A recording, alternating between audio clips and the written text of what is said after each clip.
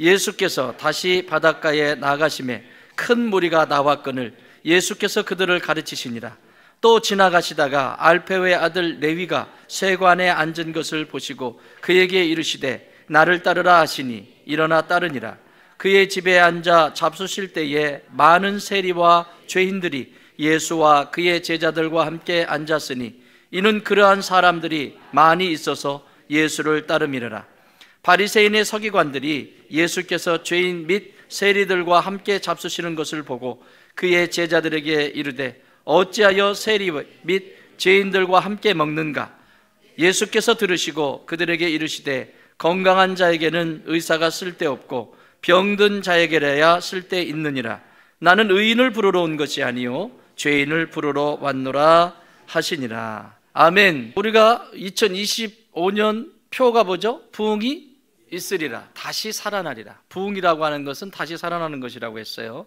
그래서 부흥이라고 하는 이 말의 의미는 크게 세 가지의 의미를 가지고 있는데, 첫 번째는 어두운 데에서 저항하는 거예요.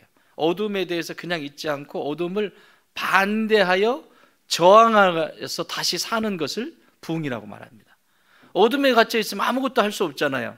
어둠에서 다시 일어나는 것, 깨어나는 것, 그것을 부흥이라고 말해요. 두 번째는, 부흥의 두 번째 의미는 절망입니다. 절망의 자리에서 일어나는 것을 부흥이라고 말합니다. 우리 한국교회 안에서 그리고 사람들이 표현하는 부흥이라고 하는 표현을 할 때 그 부흥의 진정한 의미를 잘 모르고 숫자가 늘어나면 부흥인 줄 알죠. 그건 부흥이 아니에요. 그거는 나타난 그냥 현상이에요. 많을 수도 있고 적을 수도 있어요. 그것이 부흥이 아닙니다. 또 재정이 많을 수도 있고 적을 수도 있어요. 그건 부흥이 아닙니다. 현상일 수는 있지만 부흥의 본질적인 의미는 아닙니다. 자, 그 다음에 맨 마지막의 의미는 죽음이에요. 무덤 속에 갇혀있는 그 죽음에서 다시 일어나는 것을 부흥이라고 말합니다. 그래서 에스겔서 37장을 통해서 이스라엘이 완전히 어둠 속에 있고 절망스러움 가운데 있고 완전히 죽었는데 살아있으나 죽은 모습으로 있는 그 상태에서 하나님의 에스겔을 부르셔서 이 뼈들을 봐라. 흩어져 있는 뼈들이, 우리가 산소 파묘를 하면 산소에 이렇게 그대로 있잖아요. 근데 이건 그런 뼈들이 아니에요. 다 흩어져 있어요. 누구 뼈인지를 몰라요. 다 막 흩어져 가지고. 이 뼈들을 가리키면서 하나님이 에스겔에게 이렇게 말씀합니다. 이 뼈들이 살아날 수 있겠냐? 에스겔, 말할 수 없습니다. 하나님은 이것을 살려내시기 위해서 에스겔에게 말합니다. 선포해라. 누구한테? 하나님이 누구한테? 에스겔에게 선포하라고 말합니다. 왜 하나님은 에스겔에게 선포하라고 하셨을까요? 하나님이 그냥 말씀하시지. 하나님이 그냥 하시면 될 걸.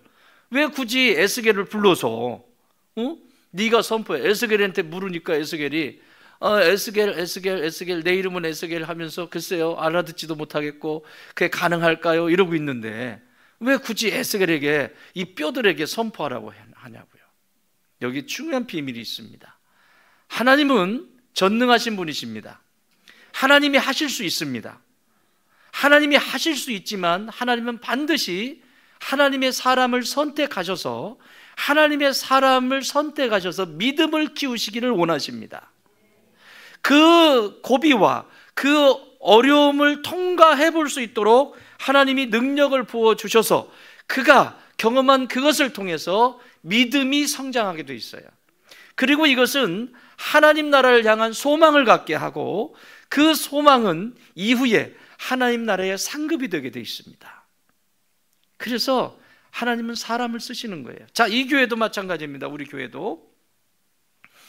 교회 여기 있는 정윤구 목사가 없으면 교회가 안 돌아갈까요? 말씀 잘 하셔야 돼요. 다음 주에 내가 항전 목사가 되는데 말씀 잘해. 제가 여기 없으면 이 교회가 돌아갈까요? 예 하셔야 돼요. 다시 묻습니다. 이 교회에, 이 좋은 땅 교회에 여기 있는 정윤구 목사가 없어도 이 교회는 돌아갈까요? 안 돌아갈까요? 돌아갑니다. 돌아가야 됩니다. 아멘. 하나님이 정용구 목사라고 하는 존재를 이곳에 부르셔서 세워놨기 때문에 지금 그 사명을 감당하는 것 뿐이지, 하나님이 저를 거두시고 여기에 다른 사람을 세울 수 있습니다. 지금까지 제가 연명하고 있는 이유는 그래도 하나님이 말씀하실 때 조금 말을 듣기 때문에 이렇게 연명이 된 거예요. 하나님은 언제든지 제가 아니고 다른 사람을 쓰실 수도 있습니다. 믿으십니까? 그러니까 제가 뭐 실수하고 또 뭐 좀 부족해 보이면 저 잘 좀 이쁘게 좀 봐주세요. 하나님이 알아서 하세요. 때 되면 데리고 가고요, 하나님이 알아서 하세요. 그거는 여러분의 소관이 아니에요. 알았죠? 한 번도 그런 분이 안 계시기 때문에 자신 있게 얘기를 하시네요. 자, 내가 아니어도 하나님은 다른 사람을 통해서 역사를 행하신다. 믿으십니까? 여러분의 자리도 마찬가지입니다. 내가 해야지, 나만 그 일을 할 수 있는 사람이야. 아니요, 하나님은 이런 에스겔과 같은 사람을 쓰세요. 하나님은 사람을 찾으십니다. 에스겔에게 선포해. 그러면 선포만 하면 돼요. 이거 뼈들이 살아나겠느냐 그랬더니 에스겔의 대답은 예, 주님이시라면 살려낼 수 있습니다. 자신 있게 얘기한 적 없어요. 그런데 하나님은 에스겔에게 내가 네 입술에 말을 주겠다, 그 말 그대로 선포만 해라. 이 뼈들이 살아나겠냐? 모르겠어요. 근데 선포해라. 뼈들아 살아날지어다. 누가 선포했어요? 에스겔이 했어요. 뼈들이요, 자기 뼈가 누군지도 모르는데 뼈들이 흩어졌는데요, 그 선포에는 에스겔의 능력이 있는 게 아니에요. 여기 있는 정용구 목사가 능력이 있는 게 아니에요. 여러분이 능력이 있는 것이 아니에요. 하나님의 능력이 에스겔을 타고 들어가는 거예요. 하나님의 능력이 주의 종을 타고 들어가는 거예요. 하나님의 능력이 교회에 세우신 장로, 권사, 안수 집사 각자의 자리에 임하시는 거예요. 믿으십니까? 그것이 살아나라 했더니 뼈들이 저기 마도에 하나 가 있고, 저기 신남리에 하나 가 있고, 북양리에 하나 가 있고 막 다 흩어져 있는데 선포했거든요. 하나님이 말씀을 주셔서 선포했더니요, 탁탁탁탁 어디서 날라와. 막 한번 상상해봐. 우리 친구들 한번 상상해 볼래요? 에스겔이 여러분이 선포했어. 하나님이 그렇게 하라고 하니까 뼈들아 모여라 그랬더니 뼈가 저기서 날라와. 막 쭉 날라오더니 착착착착착착 맞춰주더니 딱 누워 있어. 실제 그런 일이에요. 이게 실제 그런 일이에요. 우리가 또 이제 목사님 거기 무슨 성경에 신남리가 나와요, 마도가 나와요, 남양이 나와요, 이런 얘기하면 안 되고, 그럴 때 흩어졌던 것들이 모아져서 사람의 형체를 갖습니다. 그리고 뭐라고 하죠? 힘줄이 생겨라. 그 안에 힘줄이 생기고 가죽이 입혀지고, 생기가 없는데 그 코에 생기를 불어넣으니 그걸 일어났어요. 살아났어요. 살아난 그 상태를 에스겔서 37장 10절에서 이렇게 말씀합니다. 자, 읽어요. 시작.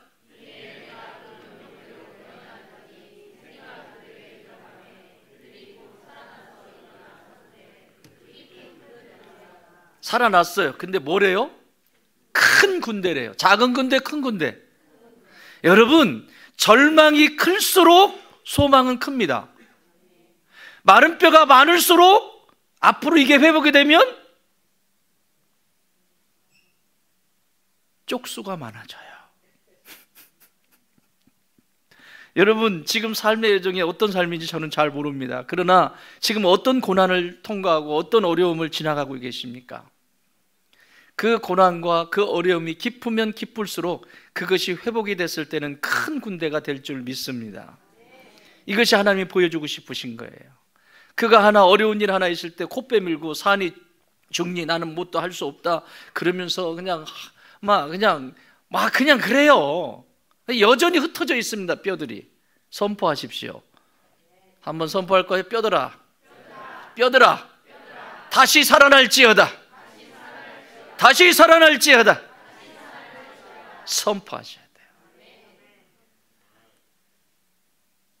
돼요. 뭐야, 이거 변성기가 아주 세게 왔다. 아멘. 엄마. 자, 그렇습니다. 이것이 부흥이에요. 다시 살아나서 큰 군대를 이루는 게 부흥입니다. 여러분 가정에도 어떤 문제가 있는지 저는 알 수 없지만, 여러분의 삶 속에 구체적으로 다 알 수는 없지만, 그러나 하나님은 아십니다. 그러므로 선포하십시오. 다시 살아날지어다. 뼈들아 다시 살아날지어다. 계속해서 선포하십시오. 그래서 그곳에 부흥의 역사가 일어납니다. 자, 오늘은 그 부흥의 역사 속에 어두운 생각이라고 하는, 이 어두운 생각으로부터, 어두운 생각은요 소망을 잃어버리게 만듭니다. 다시 말하면 믿음을 잃어버리게 만들어요. 내 생각 속에 어둠의 생각, 안 되는 생각을 계속 하잖아요. 그럼 뭘 잃어버릴까요? 있던 믿음도 자꾸 까먹기 시작하죠. 그나마 있던 믿음이 요만큼 있었는데 자꾸 생각 속에 안 되는 생각하고 어두운 생각을 하고, 그리고 이게요, 이 믿음은 또 왜 이렇게 강한지 모르겠어요. 절대 그런 일은 안 일어날 거야 라고 하는 믿음. 절대 그 사람은 변한다 안 변한다? 절대 그 사람은 변하지 않을 거야 라고 하는 이 분명한 믿음은 어디서부터 온 겁니까? 이 믿음은 어디서부터 온 겁니까? 도대체. 아니, 그 믿음을 얘기하는 게 아니잖아요.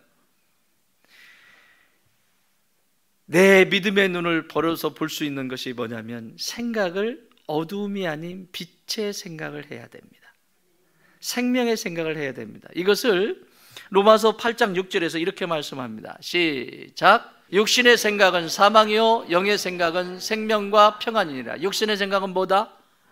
예, 어두운 생각을 얘기하는 거예요. 사망이에요. 어두운 생각을 하니까 계속 죽어가겠죠. 내 삶도 죽어가고 우리의 가정도 죽어가고 내가 하는 일도 죽어가고 사업을 해도 죽고 뭐 관계를 해도 죽고 뭘 해도 자꾸 죽어가요. 왜 그래요? 어두운 생각이 지배하고 있기 때문에. 그런데 그 다음 영의 생각은, 잠깐만요, 6절. 영의 생각은, 시작. 영의 생각은 생명과 뭐다? 평안이니라. 영의 생각, 다시 말하면 빛의 생각, 예? 생명의 생각은, 빛의 생각을 하는 영의 생각은 생명, 살려내는 것과 깊은 평강이 이 안에 있다는 거예요. 다시 말하면 어둠에 있지 않고 어둠으로부터 다시 살아나게 됐을 때 저런 일이 일어나는 거예요. 내가 가는 곳마다 살려냅니다. 내가 손을 대면 손대는 것마다 살아납니다. 내가 말하는 대로 살아납니다. 아멘 할 때까지 할 거니까요. 내가 길을 걷는 데마다 살아납니다. 내가 보는 대로 살아납니다. 내가 행하는 대로 살아납니다. 그리고 뭐래요? 평안이에요. 내가 가는 곳곳마다 화평케 되는 역사가 있게 됩니다. 아멘. 이것이 어둠으로부터 다시 살아난 모습을 이야기합니다. 이 사람이 하는 일, 이 사람이 사업을 하면 이 사람이 하는 일은 그 안에 생명이 있게 될 것이고 그 사업장에서 평화가 이루어지고 화평케 되어지고 누군가에게 유익을 주는 거룩한 통로가 되겠죠.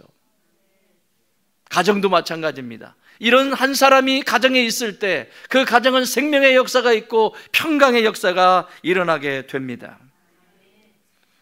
이렇게 육신의 생각들은 하나님을 보게 되는 영의 눈을 가리게 되는데 하나님과 관계하지 못해 세상에서도 고립된 어두운 삶을 살아가게 됩니다. 그 대표적인 인물이 오늘 저와 여러분이 읽은 이 본문입니다. 누구죠? 레위입니다. 레위가 누구죠? 레위죠. 레위는 예수님의 제자가 되고 난 다음에 마태가 됩니다.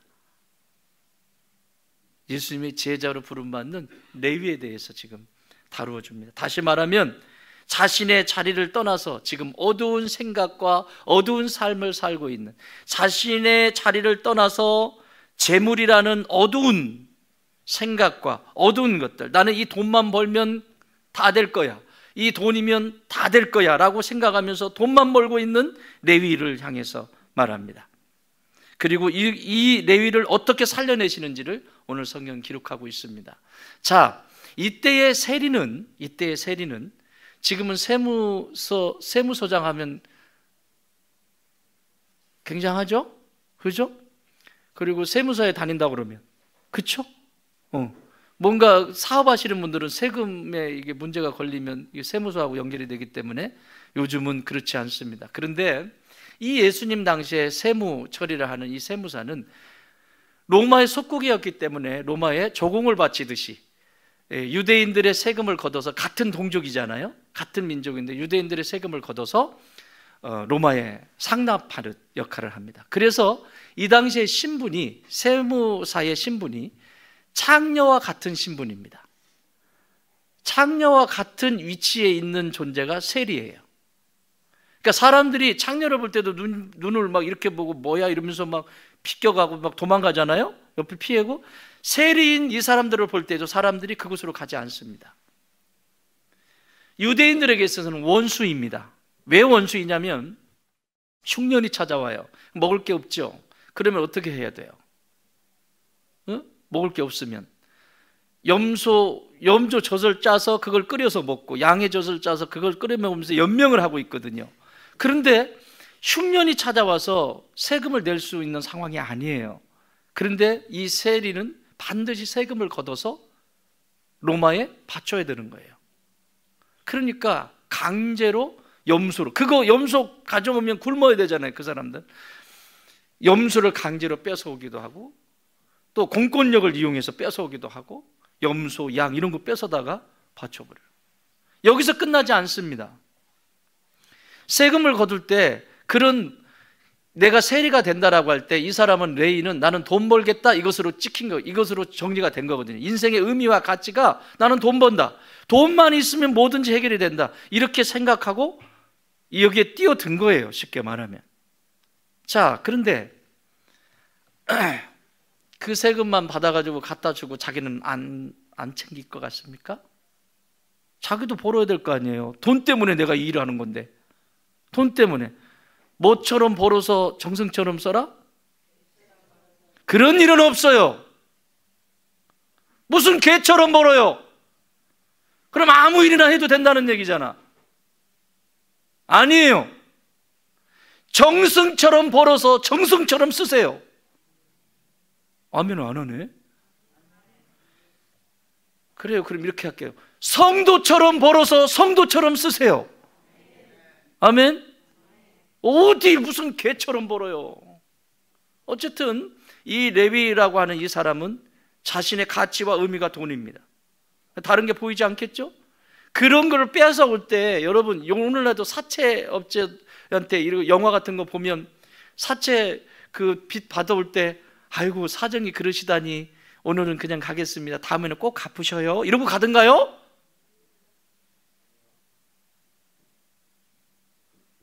살 수 없게 만들잖아요. 살 수 없게.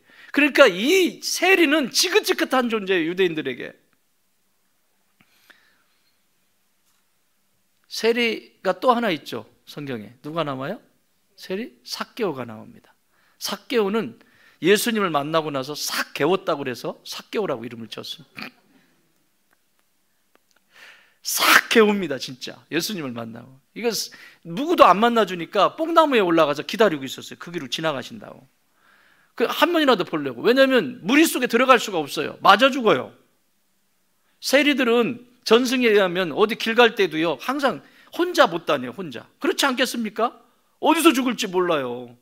너무 악랄하니까. 그날 보면 내가 그 한 번만 얼굴이라도 봤으면 좋겠어요. 뭐예요? 이 삭개의 마음속에. 여러분, 인생에요, 이 세상의 가치와 의미를 두고 그것이면 충분하다라고 생각하는 사람은 언젠가 반드시 그 결핍을 경험합니다. 거기까지 가면 내가 행복하겠지? 아니요. 가면 또 빈자리가 생깁니다. 인생은 계속 결핍이 있게 돼 있어요. 이 결핍을 채울 수 있는 분은 누구시다? 예수 그리스도시다. 내가 이 여인하고 살면, 내가 이 남자하고 살 수만 있다면, 이야, 나는 그냥 소원이 없다. 근데 결혼했는데 지금 어떠세요? 막 지금도 볼 때마다 막 기쁨이 충만하지. 아멘 했어요. 되어져 가는 거예요. 되어져 가는 거잖아요. 그게 소중한 거고, 그게 진짜가 되어져 가는 거잖아요. 그렇지 않습니까? 어쨌든 이런 삭개오가 예수님을 만났어요. 그 허전함이 많은 부였지만, 근데 뭐라고 얘기해요? 만나고 나서 내가 몇 배를 갖겠다? 몇 배를 갖겠다?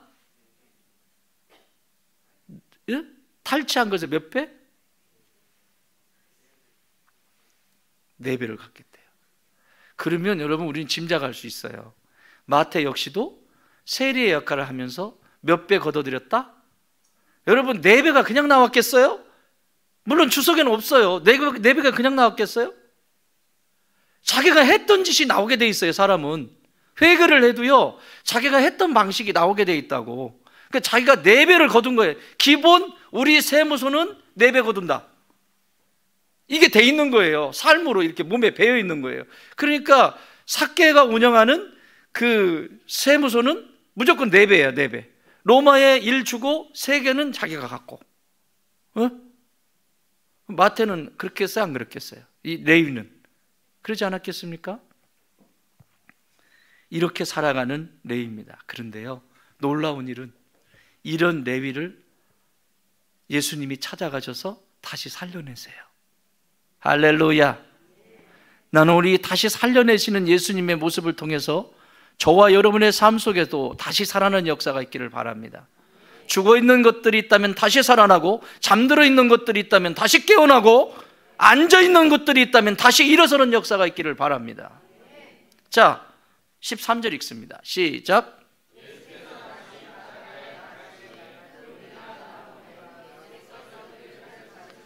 아멘. 자, 뭐라고 써 있어요? 예수께서 다시 뭐라고요? 다시. 이 다시가 굉장히 중요해요. 이 부사가 굉장히 중요한 단어입니다. 마가복음을 읽으면 마가복음에 아주 계속 반복되는 단어들이 있는데 저는 마가복음을 묵상하면서 굉장히 은혜를 받아요. 항상 다시, 지나가시다가, 보시고, 부르셨더라.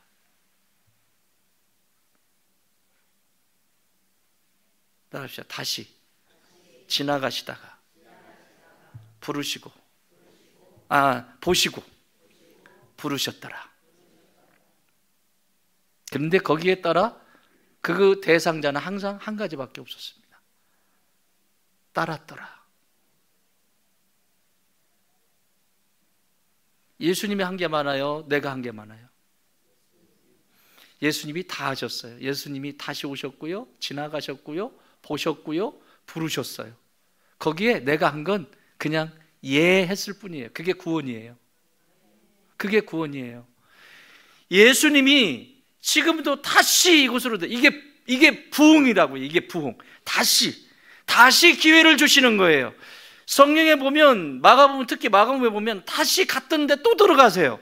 갈릴리에 다시 들어가세요. 가셨던 데를 또 다시 들어가세요. 무슨 얘기죠? 다시 들어가신다는 것은 문제가 해결이 됐다는 거예요? 안 됐다는 거예요? 그래서 다시 들어가시는 거예요. 구원이 아직 임하지 않았다는 얘기예요. 그 사람에게도 구원이 임하지 않았다는 거예요. 그 사람이 다시 살아나지 않았다는 얘기예요. 그래서 다시 들어가세요. 사랑하는 여러분, 지금도 부활하신 예수님은 성령을 통해서 오늘도 우리에게 다시 찾아오십니다. 믿으십니까? 그 다시 찾아오시는 게 뭘까요? 현재예요, 현재. 예수님이 사람의 형체를 해가지고 오시는 게 아니라 그 다시 찾아오신다는 것은 지금 현재, 지금 이 자리, 예배 자리, 이 자리, 여러분이 현재, 지금 매 순간순간 그 현재 속에 부활의 예수님은 찾아오신다는 얘기예요. 그럼 거기에 내가 반응하는 거예요. 그분은 찾아오셔서 내 앞으로 지나가시면서 나를 보시고 나를 부르셔요. 그때 내가 반응해야 되는 건 아멘 하는 거예요. 그러면 역사가 일어나요. 오늘 다시 찾아가셨어요. 다시 바닷가에 가셨어요. 그리고 나서 그 다음에 14절 또 지나가시다가, 뭐 하시다가? 지나가시다가 누구를 만났다? 레위를 만났어요. 세관에 앉아있는, 지나가시다가. 자, 여기서 우리는 예수님의 모습을 볼 수 있어요. 따라합시다. 예수님은 지금도 나를 위해 일하신다. 여러분, 지금도 하나님은 나를 위해서 일하고 계십니다. 믿으십니까? 나는 쉴지 모르지만 하나님은 계속해서 일하시고 계세요. 무엇을 위해서? 나의 구원을 위해서, 나의 이 잠들어 있는 영적인 부흥을 위해서, 다시 사는 것을 위해서 지금도 일하고 계세요. 이거 불만 있고 저거 불만 있을 수 있죠. 그런데 하나님은요, 그 속에서 지금도 일하고 계세요.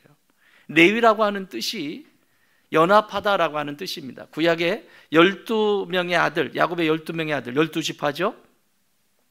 12지파 중에 12명의 아들 중에 세 번째 아들이 레위입니다. 이 얘기는 참 힘들어요. 그 레아와 라헬의 싸움 속에서 자녀들이 태어나니까요. 그 갈등 속에서 태어나는데, 어쨌든 갈등 속에서 태어났던 하나님은 그들을 12지파로 세우셔서 제사장 나라로 민족을 형성하고 삼아가십니다. 구원의 통로로 쓰십니다. 그런데 그 세 번째 아들이 레위입니다. 레위의 뜻은 연합하다입니다. 오늘 이 사람의 이름도 레위입니다. 그의 아버지는, 그의 부모님은 이 아이가 태어났을 때 이름을 지어주는데 이 아이를 레위라고 이름을 지어줬습니다. 뭐하라고? 너는 하나님과 연합한 존재로 살아가라고.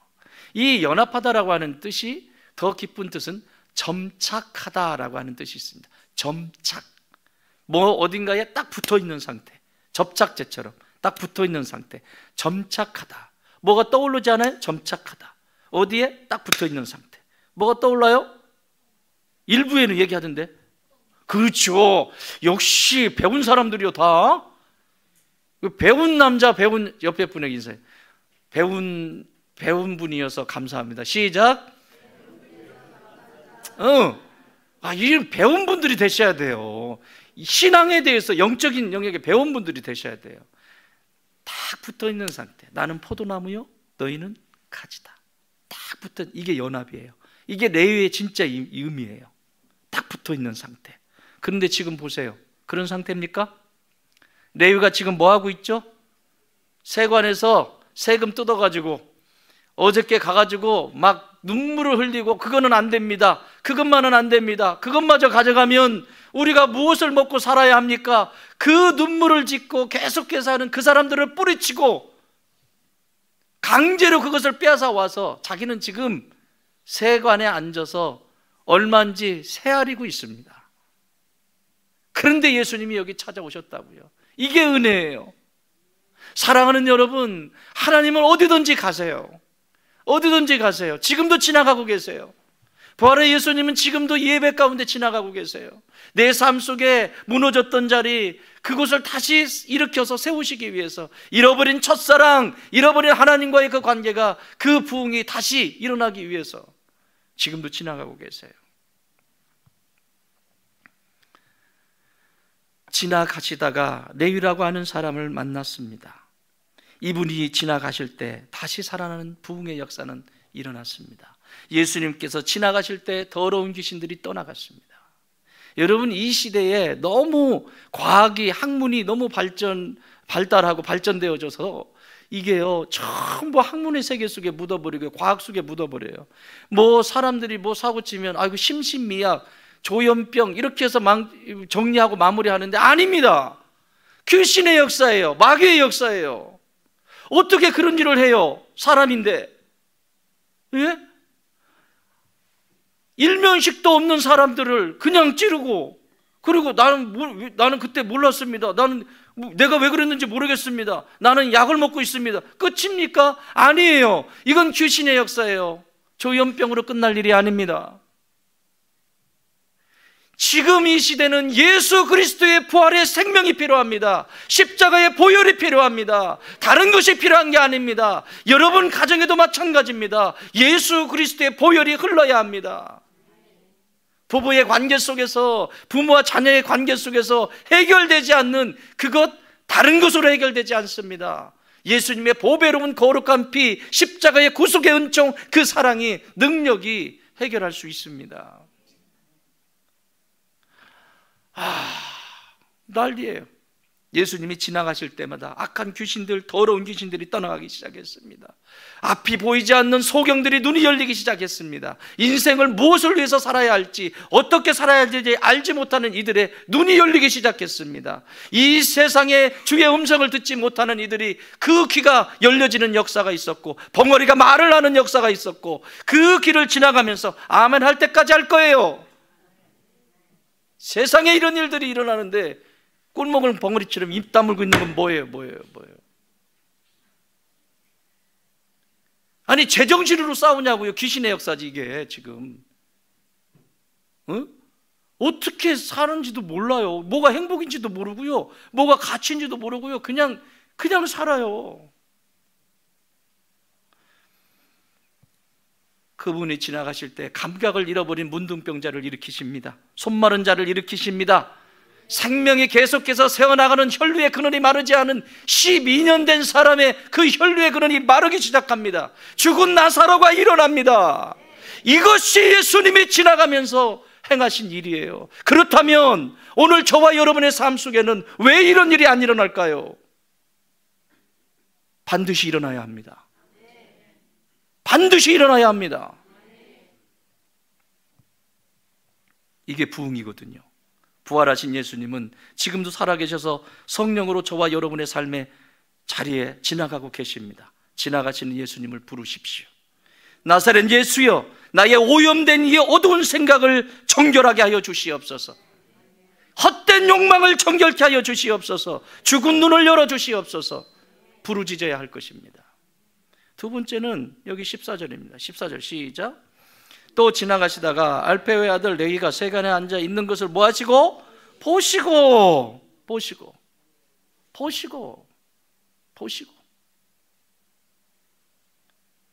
부활하신 예수님은 지금도 성령을 통해서 어두운 생각으로 눈이 가려워진 레위와 같은 우리에게도 지금도 찾아오셔서 세간에 이것이 인생의 참 가치처럼 착각하고 사는, 하나님의 나라와 상관이 없이 그냥 나 먹고 입고 그거 애 키우고 그것이 끝인 줄 알고, 아니요, 그게 필요 없다는 것이 아닙니다.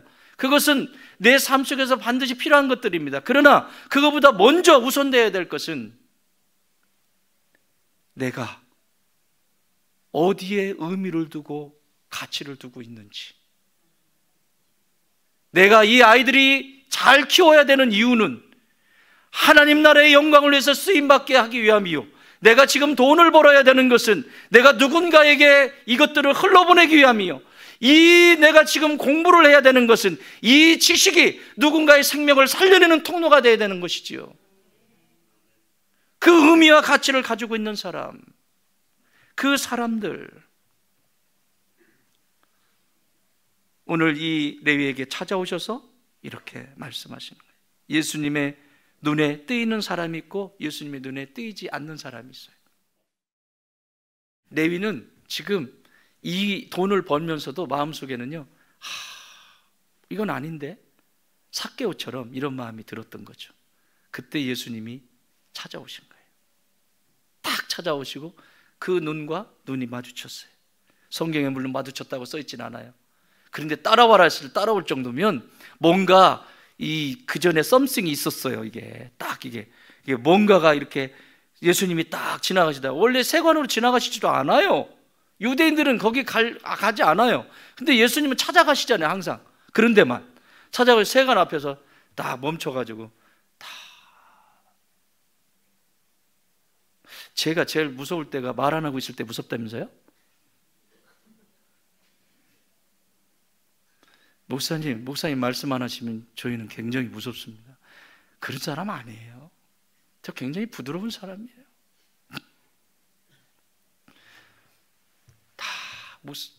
예수님이 가다가 멈춰서 세관에 있는 그 레위를 봅니다. 눈이 마주쳤어요. 그리고 나를 따르라 말씀하시죠. 예수님이 보고 계세요. 여러분, 예수님이 보는 사람이 있어요. 보는 사람이 누구냐면 눈에 보이는 사람이 있고 보이지 않는 사람이 있어요. 보이지 않는 사람, 2장 16절 시작. 바리새인의 서기관들이 예수께서 죄인 및 세리들과 함께 잡수시는 것을 보고 그의 제자들에게 이르되 어찌하여 세리 및 죄인들과 함께 먹는가? 뭐예요 이거? 지금 바리새인들이죠. 바리새인의 서기관들이 지금 이 레위가 자기 집에 초청했어요. 예수님을. 생명이 살아난 거잖아요. 지금 자기 집에 초청했어요. 근데 거기서 먹은 거 가지고 시비를 걸어요. 여기는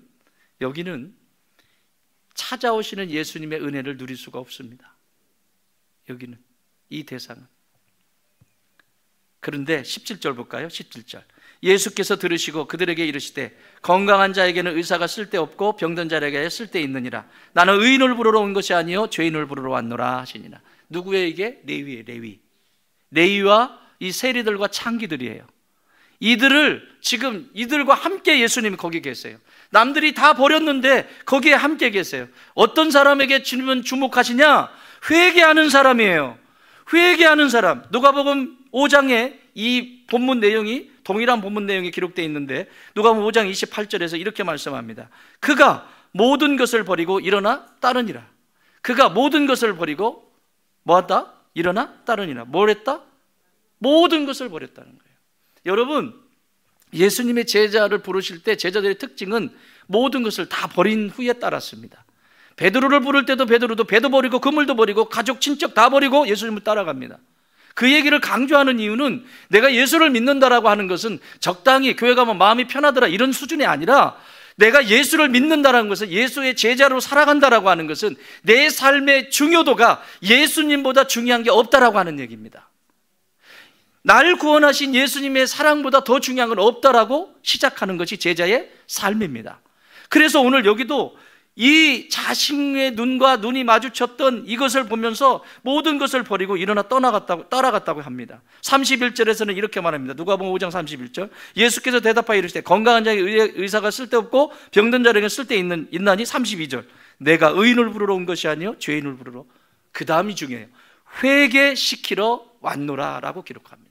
누가는 이 부분을 마가가 기록하지 않은 회개시키러 왔다라고 정확하게 말합니다.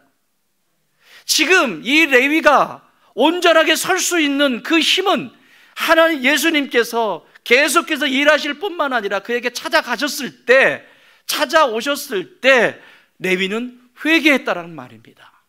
믿으십니까? 이 회개를 통해서 이제 부흥의 역사가 시작이 됩니다.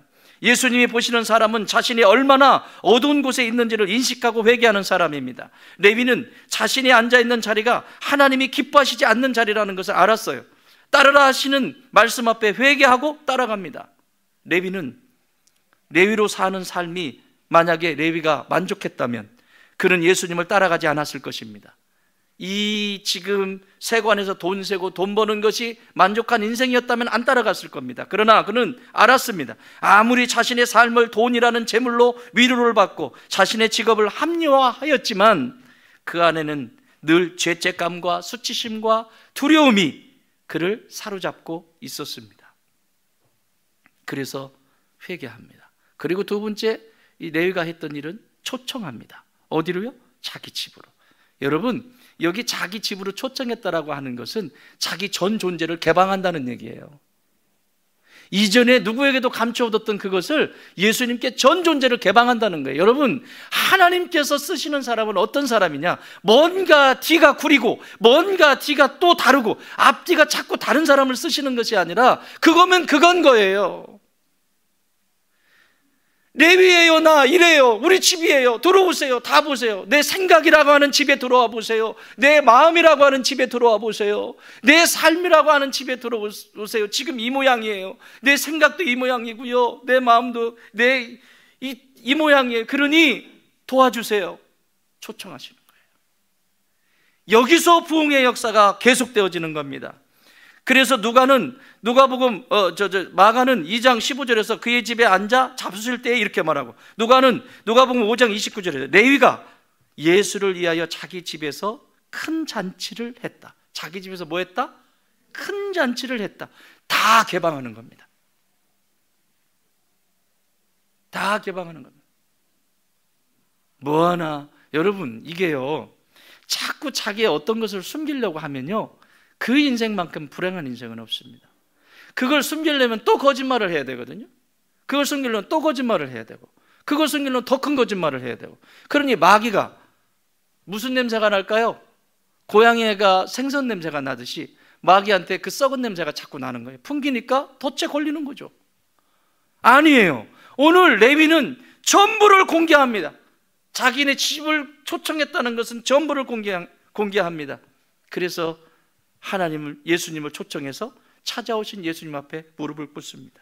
마지막 하나, 9장 14절. 아까 어디 갔죠? 한번 더 읽읍시다. 2장 14절 시작.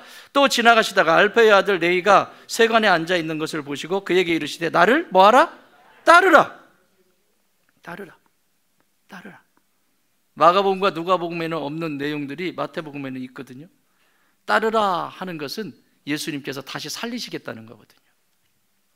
이제 너 내가 다시 살린다. 네 안에 부흥의 역사가 일어날 거야. 네 삶도 부흥의 삶이 될 거고, 네가 하는 생각, 네가 하는 모든 것이 다시 살아나게 될 거야. 이전과는 비교할 수 없어. 이전 것은 지나갔으니 보라, 새 것이 되었도다. 이전의 삶이 아닐 거야. 이전의 생각이 아닐 거야. 이전의 방식이 아닐 거야. 오늘 이 부흥을 경험해라. 이러면서 초청하시는 거예요. 마태는 마가복음과 누가복음에 없는 말씀을 삽입합니다. 마태복음 9장 13절 시작. 너희는 가서 내가 긍휼을 원하고 제사를 원하지 아니하노라 하신 무엇인지 배우라. 나는 의인을 부르러 온 것이 아니요 죄인을 부르러 왔노라. 이가 한 구절을 더 넣어요. 내가 긍휼을 원하고 제사를 원하지 않는다. 이 얘기는 무슨 얘기예요? 레위인 자기 자신이 나는 어둠 앞에 저항할 수도 없는 존재고 이 세상과 타협하면서 살았던 내 자신을 평가하는 거예요. 마태복음 레위가 기록한 거거든요. 레위가 예수님을 만나고 나서 마태가 돼요. 그죠? 마태가 쓴 복음서가 마태복음이에요. 그러니까 자기 얘기를 쓴 거예요. 자기 얘기를 한 거예요. 마태복음에서. 너희는 가서 내가 긍휼을 원하고 제사를 원하지 아니하노라. 이 뜻이 무엇인지 이걸 하나 더 넣었다니까요. 그날 이것을 보면서 자기 자신은 예수님을 만나면서 나는 병든 자입니다. 내 안에 긍휼이 없는 자입니다. 나는 하나님의 뜻을 거역하는 자입니다. 나는 죄인입니다 라고 하는 정직한 고백이에요. 그날 세관에 앉아있는 자신을 바라보시는 주님의 눈빛은 자신이 세상에서 태어나서 한 번도 본 적도 없고 그분의 음성은 한 번도 들어보지 못한 그런 눈빛이고 음성이었습니다.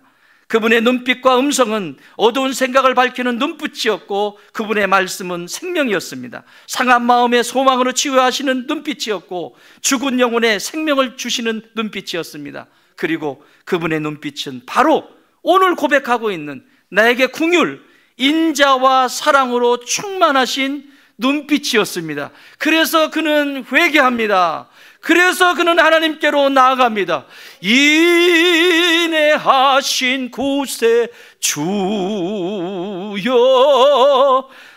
내 말 들으 죄인 오라 하실 때에 죄인 오라 하실 때에 날 부르소서 날 부르소 만복 근원 예수시여 만복 근원 예수시여 위로하소 우리 주와 같으시니 어디 있을까 우리 주와 같으시니 어디 있을까. 아멘. 인내하신 구세주여 내 안에는 긍휼도 없습니다. 내 삶은 이전의 삶은 그 염소 한 마리 양 한 마리 찾아오기 위해서 재물의 탐심과 탐욕 가운데 있으면서 내 안에는 전혀 당신의 성품인 인자와 긍휼이 내 안에 없는 존재였습니다. 그러나 이제 압니다. 당신이 내게 찾아오셔서 내게 보여주신 그 눈빛과 그 말씀은 이제 압니다. 사랑하는 여러분, 오늘 주님이 여러분을 초청하십니다. 레위는 연합하다라고 하는 뜻입니다. 그런데 마태복음을 기록한 마태라고 하는 이름으로 바뀌면서 마태라고 하는 뜻은 하나님의 선물입니다. 저는 이 말씀을 묵상하면서 와, 나다 나. 레위 같은 인생인 이 사람을 하나님이 하나님의 선물을 내게 주시면서 마태로서 이 목사로서 살아갈 수 있도록 나를 불러주신 하나님의 선물. 사랑하는 여러분, 레위의 자리에 있지 마십시오. 그 자리는 율법의 자리입니다. 해도 안 되는 자리입니다. 하나님이 주시는 마태의 자리에 계십시오. 그것이 선물입니다.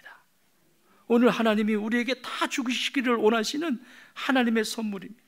혐오스러운 인생, 저주스러운 인생, 보잘것없는 인생, 버려진 인생에서 내게 찾아오셔서 일하시며 계속해서 찾아오셔서 깨끗한 인생, 축복의 인생, 그리고 복된 하나님의 선물인 인생으로 저와 여러분을 살려주셨습니다.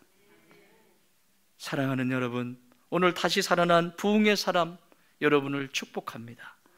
여러분 주변에 옆에 분에게 이렇게 인사하십시다. 당신은 하나님의 선물입니다. 한 번 더, 당신은 하나님의 선물입니다. 아멘. 사랑하는 여러분, 부흥의 시작은 예수 그리스도입니다. 그분만이 우리로 하여금 다시 연합하게 하시고 선물을 주시는 분이십니다. 그 역사가 여러분 삶 속에 그대로 이루어지길 주의 이름으로 축원합니다. 하나님 아버지 감사합니다. 사랑하는 우리 좋은 땅의 모든 가족들, 오늘 이 말씀의 역사가 그대로 이루어지게 하여 주옵소서. 레위의 자리에 있지 않게 하여 주옵소서. 내 육신의 부모님이 지어진 이름 안에 갇혀 있지 않게 하여 주옵소서. 예수님께서, 부흥의 주인 되신 예수님께서 새 이름으로 지어주신 마태의 삶을 살게 하여 주옵소서. 하나님의 선물들입니다. 주님 역사하여 주옵소서. 이제는 우리 주님 예수 그리스도의 은혜와 우리 하나님 아버지의 그 크신 사랑하심과 성령님의 역사하시고 교통하시고 함께하심이, 나의 삶의 자리는 레위의 자리가 아니라 하나님이 다시 살리신 부흥의 자리, 생명의 자리, 하나님의 선물인 마태의 삶의 자리를 살기를 원합니다. 기도하는 주의 자녀들 머리 위에 이제로부터 영원토록 함께 계실지어다. 아멘.